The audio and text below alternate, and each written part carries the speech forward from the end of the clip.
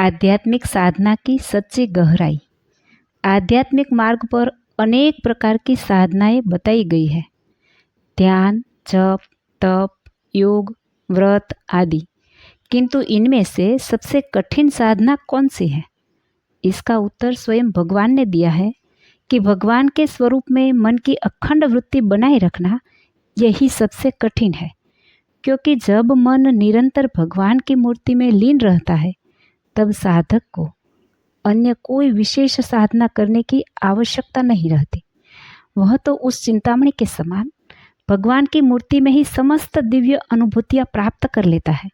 जैसे चिंतामणि से जिसे जो चाहो वह मिल जाता है, वैसे ही भगवान की अखंड स्मृति में स्थिर साधक ब्रह्म, जीव, माया और स्वयं भगवान के स्वरूप का प्रत्यक्ष अनुभव करता है।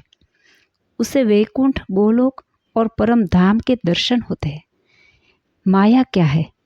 भगवान के भक्त जब भगवान की मूर्ति का ध्यान करते हैं और कोई भी विषय उनके मन में आकर ध्यान में व्यवधान उत्पन्न करता है तो वही माया है।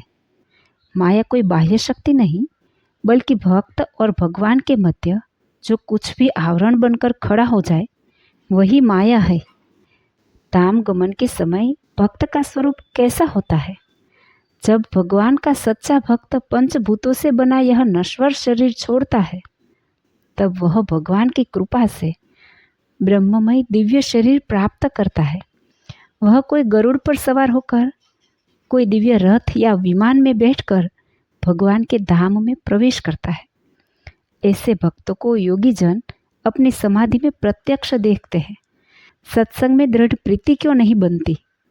बहुत से लोग वर्षों तक सत्संग करते हैं, फिर भी जैसे उन्हें अपने शरीर और सांसारिक संबंधों से गहरा प्रेम होता है वैसा सत्संग और भगवान से नहीं होता। इसका कारण यह है कि उन्होंने अभी तक भगवान का सच्चा महात्म्य पूरी तरह से नहीं जाना है। जब कोई संत उन्हें भगवान का महात्म्य समझाते हुए उनके भीतर के दोषों को उजागर करता है तब वे उस संत के प्रति रुष्ट हो जाते हैं, उनके अवगुण खोजते हैं। लेकिन शास्त्र कहते हैं, अन्य क्षेत्रे कृतं पापम तीर्थक्षेत्रे विनश्यति, तीर्थक्षेत्रे कृतं पापम वज्रलेपो भविष्यति।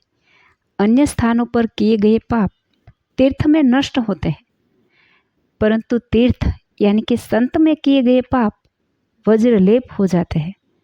इसीलिए जब तक संतों के दोष नहीं देखे जाते और उनके प्रति सम्मान नहीं होता तब तक सत्संग में सच्चा प्रेम उत्पन्न नहीं होता।